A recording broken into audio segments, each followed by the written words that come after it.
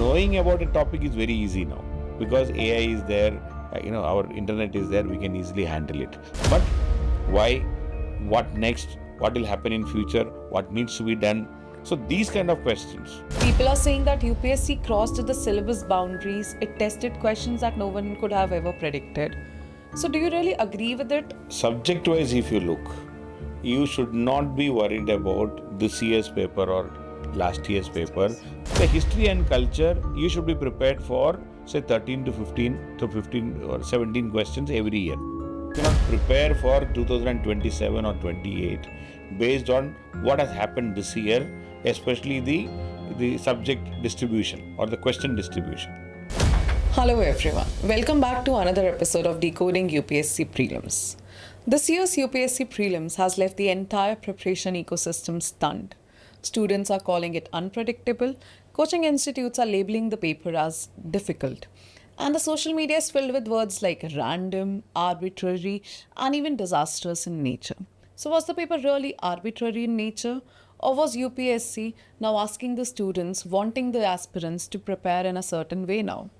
To analyze and understand this chaos, we have with us Mr. Jojo Mathew today, who's been closely understanding the pattern shift and the demands of the emerging trends of this examination. Sir, we welcome you to the podcast. So the strongest reaction this year was that the students felt the paper was very arbitrary in nature. People are saying that UPSC crossed the syllabus boundaries. It tested questions that no one could have ever predicted. So do you really agree with it, or was UPSC trying to test a new skill set this year? See, there are two aspects in this. Yes, sir. One is, what you are saying, that crossing the boundary. It is bound to happen because, see, what was there, say, 20 years before or even 10 years before, and what is there today in this AI era is totally different. In a click of a button, Google itself will tell everything what is required for you. So knowledge is never a problem. Content is never a problem. So naturally, the UPSC will expect. Say earlier, if you say you just read NCERT or some one or two basic books, you will get questions from that. So that is not going to happen. So, or maybe 15 years before, we used to say you just focus on Hindu newspaper or the Indian Express, the matter is resolved.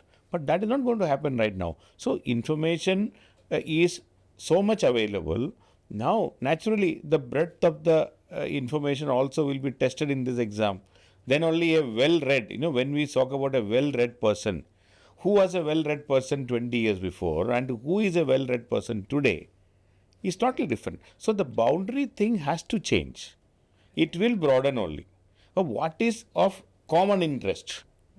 So that may not be there in the newspaper, even in the proper regular newspaper in a big way, or rather it may not be the headline of that day. But today, after even a reel, after 2-3 days we come to know that okay, that was very popular and it has smashed all records. Right. Or certain channels or political party name and all these things which are getting popularity. That shows that it doesn't take any time these days to spread the information. So the breadth of knowledge is quite important. See, depth and breadth. So that part is okay. Second thing is I would like to say is, people are saying it's arbitrary. Suddenly more questions are asked from particular subject and all. So that is because you are only looking at a 1 or 2 years question paper. If you look at the broader scheme of things, UPSC is still sticking to that broader scheme of things only. It is not out of syllabus, it is not arbitrary, but of course, UPSC wants to test whether you are you well aware of what is going around us. No doubt regarding this. Okay, so that was my follow-up question only. Yeah. History this year looks like the kingmaker. Mm-hmm. We have always tackled ancient history in a way, like very selectively, and we thought it could be managed in a very selective manner. So this year we saw somewhat around 21 questions from history. So do you think this is like UPSC is now asking us to re-look at the way we prioritized our subjects, or was it just a 1 year off thing? How should we now focus? How should we dedicate our timings to and resource management with respect to each subject module? See, subject-wise, if you look, you should not be worried about this year's paper or last year's paper, or you cannot prepare for 2027 or 28 based on what has happened this year, especially the subject distribution or the question distribution. Okay. Now, every year, I mean, I always tell for any candidate, say history and culture, you should be prepared for say 13 to 15 to 15 or 17 questions every year. And in that also, ancient, medieval, modern, art and culture, if you divide, you should be prepared for all four areas. Okay, this year we know that slightly more than the normal thing, normally is around 13 to 15 questions in history. So it is around 20 this time. So 5 questions extra. And then again, when we study, we have to study ancient separately, medieval separately, modern separately, and you should be prepared for all areas. But okay, this year more ancient and ancient question and art and culture question. So that does not mean that next year the same pattern is going to continue. Yeah, right. Next year it may not be art and culture at all. There may not be any art and culture question, or there may not be any ancient question. There may be only modern question next year. So these things do happen. I still remember, I think 10, 15 years before, in a particular year, not even a single question from Indian polity, or just one question from Indian polity. So suddenly people started telling, oh, polity is no more important, you focus on other areas. Then suddenly, after a couple of years, down the line, 22 questions came from polity. So these things will happen. So whenever you prepare, you should be keeping all 6 areas in focus. You cannot select from within. Like history and culture, you should be expecting, prepare for 13 to 15 questions. Constitution and polity, again 13 to 15 questions. Economics, 15 to 17, 18 questions I say. This year it is slightly less, but still 15 questions were there. Science and technology, again 13 to 15 questions. Geography and environment, maybe up to 25 to 30 questions. But this year it was less. How much less? 5 questions less. Geography and environment put together around 20 questions. Then general knowledge, current affairs, international relations, all will be there. So we have to prepare for all these areas. And in a particular year, one topic or one area, there may be 4 or 5 questions extra. Then suddenly people will start complaining that, oh, too much of history. And this 5 questions extra. And that should not be seen as something totally deviating from what UPSC is doing. Next year, instead of history may be only 10. And so maybe economics may be 22. Science and tech already 18. So maybe 3-4 questions extra, I would like to say. So this is normal for UPSC to have certain areas over focused. But within a couple of years, it will come back. So if medieval India questions are not there, that does not mean that you should not be preparing for medieval India in the coming years. Next year, it may be only medieval. Who knows? So at that time, you should not say it is totally surprising, dhoka de diya. There is no dhoka here. There is no mischievous thing. There is not a mischief by UPSC. This is how it is being done. That then only as an officer, tomorrow you can perform. How do you deal with unforeseen situations? So that is what exactly it is happening. So nothing new. So you mentioned science and technology. Yeah. This year we had questions from topics like LLM, blockchain technology, green India, green hydrogen and genome India projects. So are we really hinting at NCRT being an adequate source? I mean, my question is, how should an aspirant really prepare for such topics without really feeling overwhelmed? See, UPSC, even 30 years before, 20 years before, we used to say the same thing. It is like, 50% NCRT, 50% newspapers. But that cannot be changed beyond a point. You need base. NCRT is a base. Basic science. If you are an arts graduate, you might have forgotten the basic science which you studied in 6 to 10 standard. So that is always required. If you are metallic minerals, non-metallic minerals, if it is something on halogens. So these are the simple things which we studied in school. So that you should be knowing it very well. Then, or the basics of our human anatomy, diseases, nutrition. These are all basics which anybody is supposed to. So NCRTs are still important. without which, without a foundation, you cannot build any big building. So the same way, you should have NCERT. Okay, this year NCERT specific question may not be there, but to understand some of the basics of physics, space technology, or nuclear technology, definitely we require that basics. So, in fact, last many years, more questions from current related things were asked in science and technology. It is again nothing new. Or this year, the traditional, the typical question may not be there at all, but that does not mean that you have to ignore. That we are presuming that you know. We are going one step ahead and one step above, so that what is happening around us can easily be answered. So science has to be dealt with. Whatever comes in the newspaper has to be collected properly. Plus, whatever is in news, I mean, in general also, see this, whether it is a space technology thing or whether it is the genome technology, genome project, these are all standard things which are going around LLM. Yeah, today, if you are using AI and if you don't know what is LLM, some basics. So it's not the in-depth knowledge is required there. As a general awareness, you should know certain things. So that much we are supposed to know. So again, I'm not saying, I don't think anything untoward has happened in science and technology. Sir, I think the biggest structural shift that we really witnessed this year was we saw ethics-based caselets in the paper. Is it going to be a permanent thing now? Was it a one-off thing? Because if that is going to be the case now, the entire strategy for preparation is going to change. Yeah. So what do you have to say about In fact, this case study thing, which has resurfaced after many years. In fact, when the new pattern started, this GS paper 1 and the CSAT paper 2 in 2010, in that time, there used to be questions similar to this, where your decision-making questions were there. But after a couple of years, UPSC stopped asking questions related to that. Once again, some ethics related, but it's again very simple things were asked.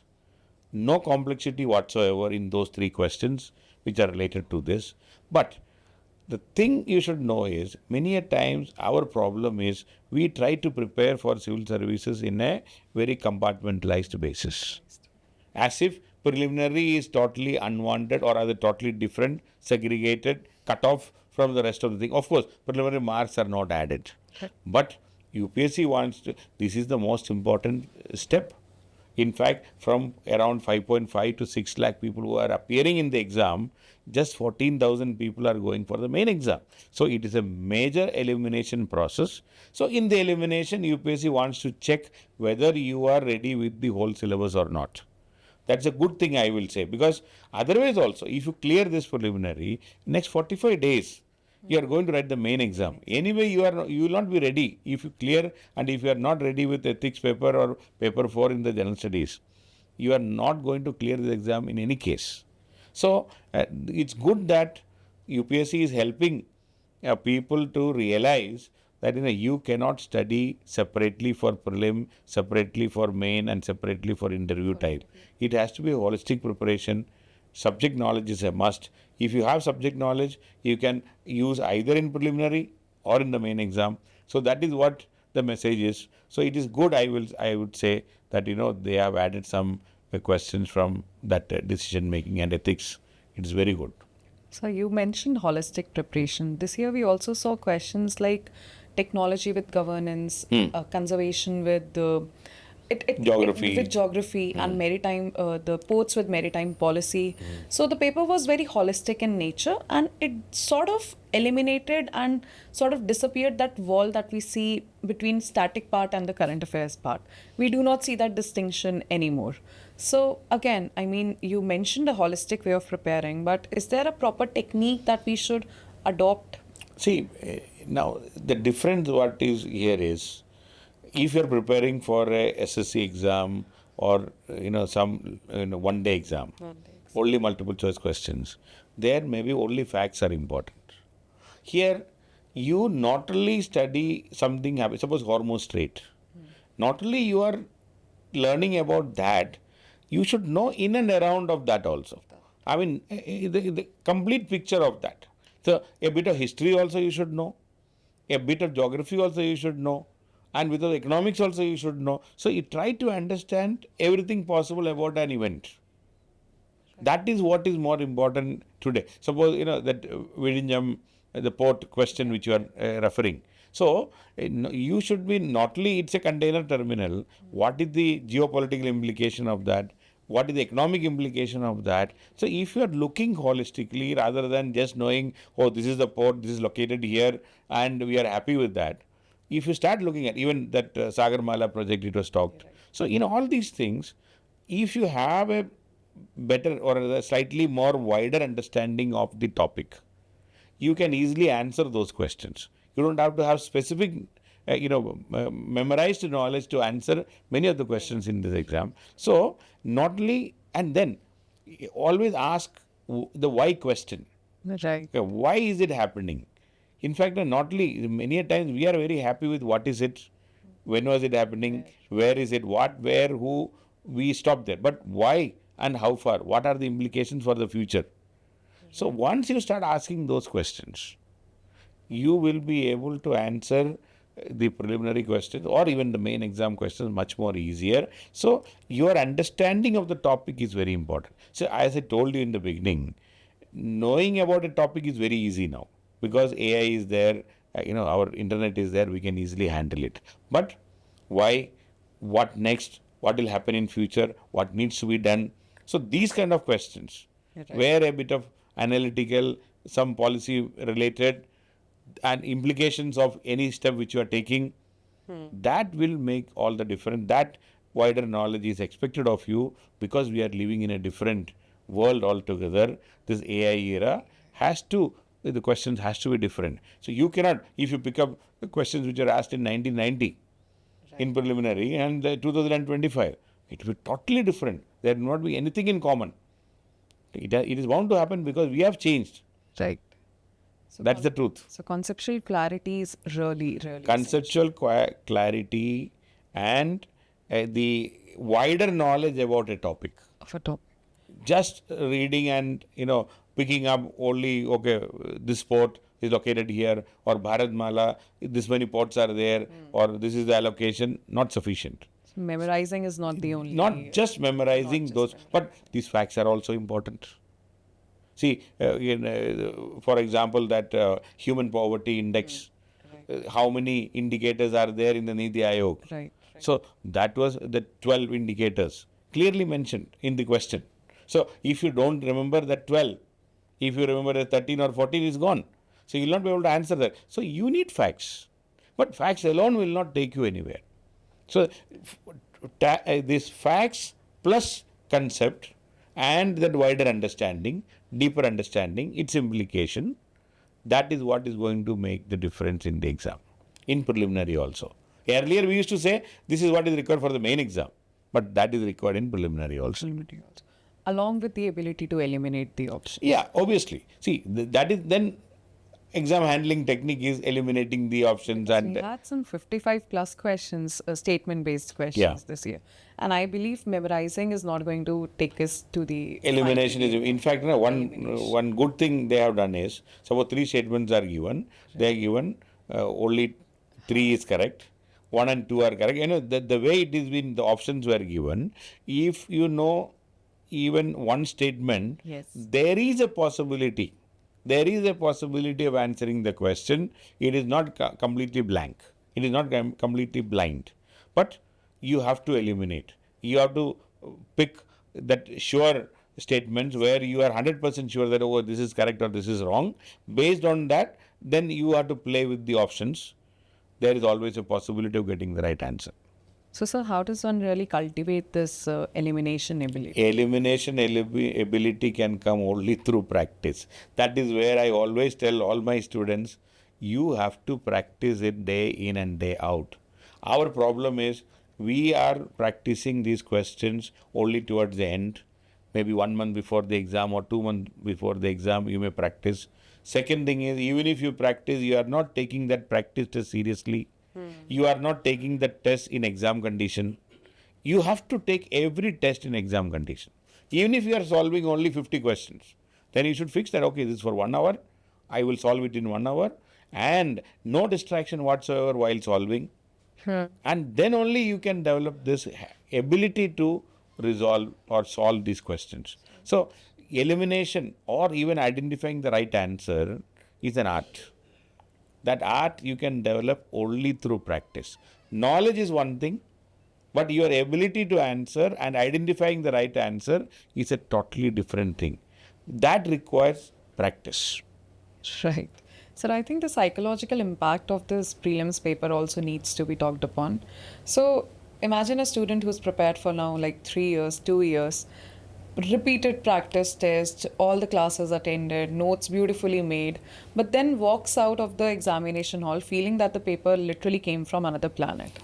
What do you have to say to those students? Because I think they are not motivated enough now. And for students who are not clearing the exam, uh, how should they restart their preparation? Should there be a plan B? I mean, I just want you to address the psychological impact of this. See, this is something very important. Very. In fact, I'm not saying that for some people, this multiple choice and arriving at the right answer is like climbing Mount Everest, or it is not in their scheme of things.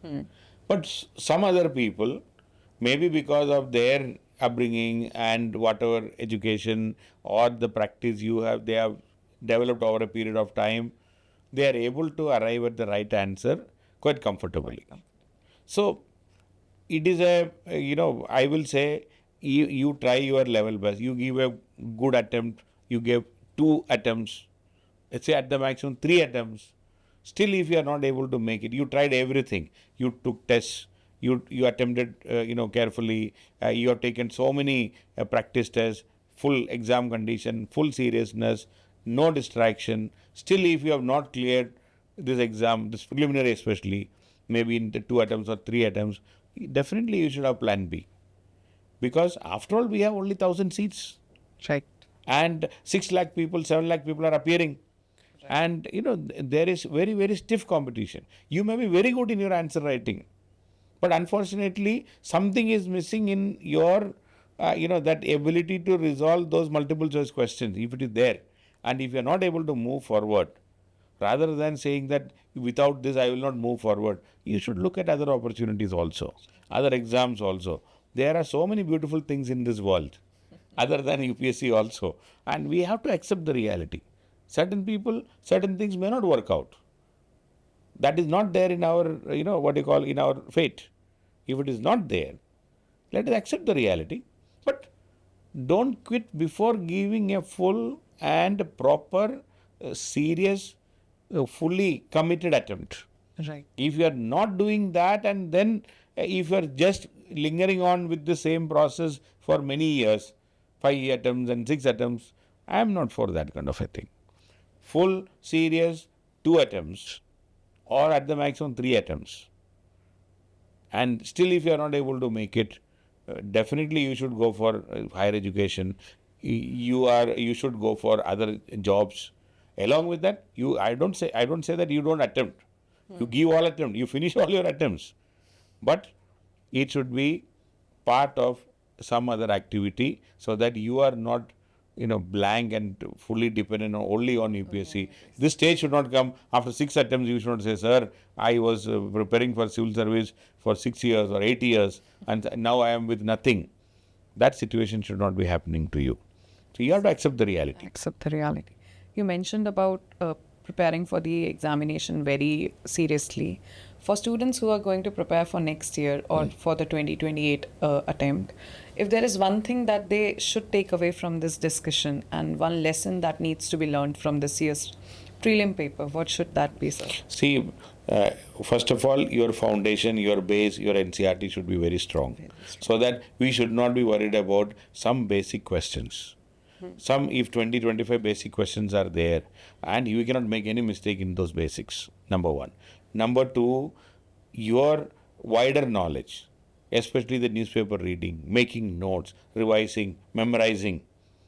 See, most students are focusing only on collecting information, making their notebooks thick, or the file in the computer, more and more files. That is not where the focus should be. That should be there. But along with that, you have to memorize. See, memory and conceptual clarity. About a particular event, you should have the facts ready. And if you know the conceptual clarity about that in and around the information, you have very good knowledge about that particular topic. We have to develop that. And so memorizing, revision, everything has to continue. There is no difference in that. So if then again, a minimum number of hours we have to spend for this exam. If you are full time preparing for 2027, right from now, 8 to 10 hours of preparation is required, including attending class, self-study and solving questions, multiple choice, long answer writing, your optional subject. Everything has to happen within that time. You have to divide time for all these activities. So it should be a continuous process, sustained process. It's like a marathon race. You have to run and sustainably. We have to study sustainably. As an age, you are reading for 16 hours a day in one particular day, and then you are sleeping for 3 days. That should not happen. Every day, 8 to 10 hours means, and there should be a proper timetable, proper routine, and newspaper reading, collection, memorizing, practicing. Everything should be happen systematically. Then only you can move forward. And why of the news is very important. Obviously. See, in fact, there is no point in having some information without knowing why is it happening and what will happen in future. Right. See, if the Iran-US war is going on, why is it happening? What is the root cause of this? And what will happen if this continues or if it stops? That should be there. What are the implications on that? Right. And how far it will go? All these things. Why and what will happen in future? These two answers should be addressed. You should always ask for that. That is where the critical thinking also will develop. And I think linking the two subjects is also very important. As you've always mentioned in the class, like if we know what Niti Aayog is saying with respect to the status of education and saying that there are 0 enrollment schools in Telangana. So it is always nicer to know that NCRB report is also saying that the highest increase in crime is happening in Telangana. So that ability to connect two topics is very essential. Definitely. And that comes with why only, sir. Yeah. And in fact, once you start reading holistically, once you start knowing the subject, connecting also will come. So suppose you read Constitution very well. Then when you read economics very well, so then the links between economics and constitution and polity will automatically, you will start understanding. The moment you complete your geography, then the geography link also will come. So that linking will happen with improved knowledge. And for that, basic books and basic knowledge, basic subject should be known first. Then only linking will happen. If you don't know history at all, then what linking you will do with history? Right. Thank you, sir. Thank you for being here. And this was really insightful for us. Yeah, thank you so much. UPSC has always been known for testing knowledge. But this year, many students felt like it tested something beyond knowledge: adaptability, judgment, and the ability to stay calm during tough times. Jojo, sir, thank you for being here and helping us make sense of this chaos. And to everyone listening, difficult papers come and go. Trends change, patterns evolve. But one thing that really stays constant is that our preparation never goes to waste. I, Niharika Tripathi, will now catch you in the next episode. Till then, keep learning, keep growing, and keep the curiosity alive. Thank you for listening.